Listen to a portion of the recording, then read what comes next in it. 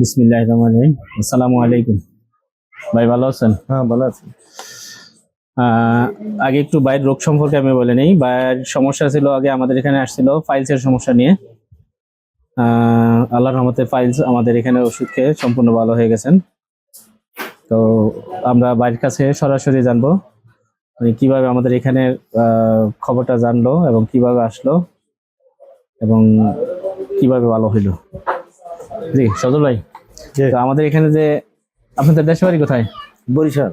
বরিশাল কোন জায়গায়? মুলাই থানা। তো আমার এখানের খবর কিভাবে জানলেন আপনি? আমি খবর জানছি যে ক্যান্টনমেন্টে আমার এক বন্ধু চাকরি করে, আচ্ছা গোল ক্লাবে। ওই বলছে যে এই ব্যাপার, বলছে সমস্যাটা অপারেশন না করে যে অল কেয়ার মদিনা আছে ওনে যাও। আচ্ছা, আমি হলে কলকে আর মুভি দিতে। হ্যাঁ, ওইটা খাইলে ভালো হবে। আমিও খাইছি, আমার ভালো হয়েছে। যাক আলহামদুলিল্লাহ। ওই বন্ধু ঠিকানা নিয়ে এনেছি। কারণ এই ফাইলসের সমস্যা নিয়ে অনেকে অনেক জায়গায় ওষুধ খায়, ভালো হয় না, মানে অনেকে অনেক খরচও বেশি নেয়।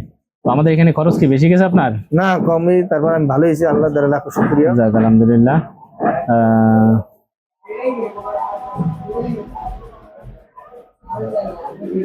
এখন তো আল্লাহর মধ্যে সম্পূর্ণ সুস্থ আছেন ইনশাল্লাহ। যাক আল্লাহ ভরসা। তো দোয়া করি আল্লাহ ভালো রাখুক।